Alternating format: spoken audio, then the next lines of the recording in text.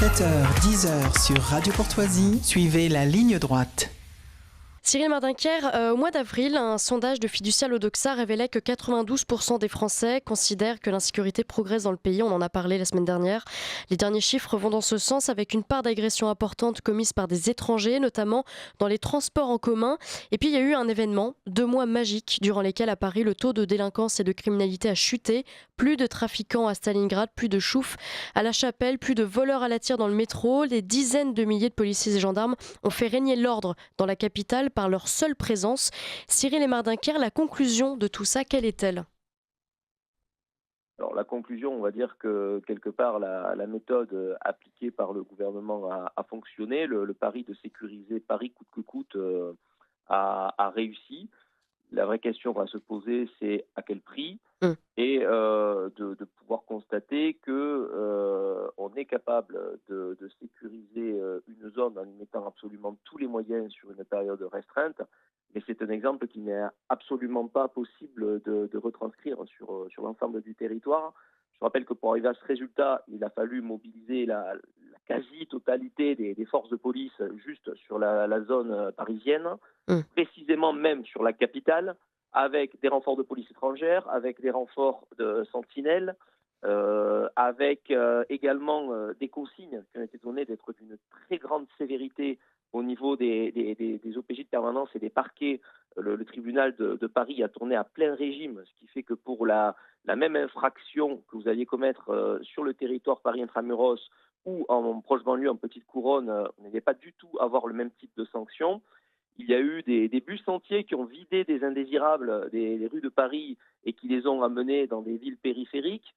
Quelques mois auparavant, je m'exprimais sur CNews sur ce sujet parce qu'ils avaient déplacé sur Orléans des bus entiers qui venaient de Paris et qui venaient déverser tous ceux dont on ne voulait plus.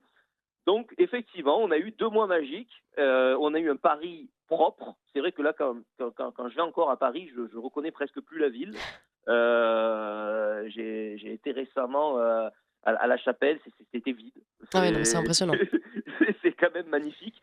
Mais du coup, ce qu'il faut regarder aussi, c'est qu'on a quand même eu une explosion de la délinquance dans le reste des villes. On a les statistiques qui sont encore légèrement passées sous silence, mais les agressions ont augmenté. On a plusieurs délits qui n'ont pas été constatés faute d'avoir des policiers sur place. Donc du coup, même là, l'outil statistique ne sera pas vraiment révélateur de la situation. Et tout ça explique la hausse du sentiment d'insécurité, qui est plus qu'un sentiment, qui est une insécurité réelle en fait, concrète sur le terrain. Alors toujours à propos des forces de l'ordre, Cyril Mardinquière, 13 suicides déjà depuis le début de l'année dans les rangs de la police nationale. Le dernier est un policier de 44 ans affecté à la CRS 3 et la gendarmerie n'y échappe pas. Une gendarme de 20 ans a mis fin à ses jours il y a une semaine dans la Sarthe. Il y a des raisons personnelles évidemment, tout n'est pas lié à la fonction, aux pressions hiérarchiques, mais vous qui connaissez bien ce milieu pour en avoir été, comment expliquez-vous qu'autant de collègues se suicident ? Certaines années c'est une hécatombe et il y a une sorte de tabou, d'omerta autour de ça. Disons qu'il y a beaucoup de perte de sens dans le fait de faire ce métier de policier, parce que plus le temps va et plus il est compliqué d'exercer ses fonctions. Je m'explique. Souvent, on dénonce les pressions hiérarchiques. Moi, souvent, j'ai dénoncé les problèmes de la déontologie à outrance et parfois même de la mauvaise foi lors de certaines enquêtes administratives. Aujourd'hui, il est très compliqué pour un policier de faire tout simplement son travail.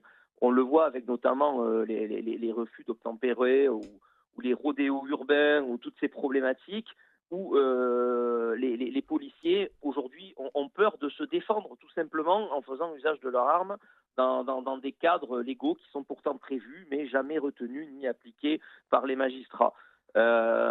Ensuite, il y a aussi le fait qu'on travaille avec des horaires souvent décalés, des cycles difficiles, des périodes de repos qui ne sont pas forcément respectées dans le sens où les compteurs d'heures sup explosent. Tout le monde ne peut pas poser. Plus il y a d'arrêts maladie, plus il est difficile de poser des repos. Et cette usure fait que plus vous êtes fatigué, plus vous broyez du noir. Et un policier, il a une arme à proximité. Il est facile parfois d'avoir un geste malheureux parce qu'en quelques secondes, on peut mettre fin à sa souffrance. Et du coup, c'est ce qui fait que nous en sommes là. Mm. Savoir que c'est des rythmes aussi qui déstabilisent beaucoup les vies familiales, les rapports aux conjoints, les rapports aux enfants, que parfois vous ne voyez plus. Et tout ça fait en sorte que, souvent on dit que c'est des problèmes personnels, mais je dirais que la plupart des problèmes qui puissent être personnels, qui ont engendré des causes de suicide, avaient un lien à minima indirect au moins à les conditions de travail. Mm. D'accord.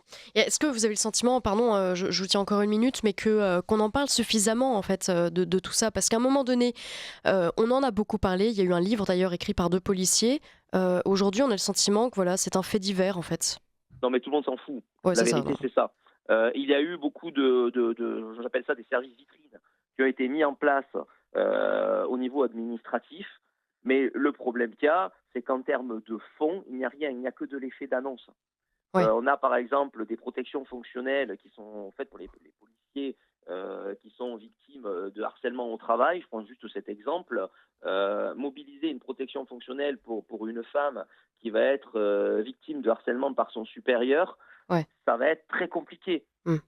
Déplacer au titre d'une protection fonctionnelle une fonctionnaire qui subit des pressions sexuelles de son supérieur, ça n'est pas prévu par la DLPAJ, qui est le service en charge des protections fonctionnelles. On vous dit non, nous on sait prendre un avocat quand il y a une plainte pour un outrage. Par contre, faire un déplacement de fonctionnaire, on ne sait pas faire. Pourtant, c'est prévu par la loi. Pourtant, on intervient 10 fois. Et ça, j'ai des cas réels, j'en ai des dizaines comme ça.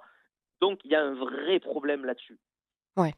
Bah écoutez, merci beaucoup Cyril Mardaker. On aura certainement encore malheureusement l'occasion d'en parler. Merci beaucoup d'avoir accepté notre invitation ce matin. Je rappelle que vous êtes conseiller régional Centre-Val de Loire, conseiller municipal de Maintenon et ancien policier. À très vite, Cyril et Mardaker. Merci, à très bientôt.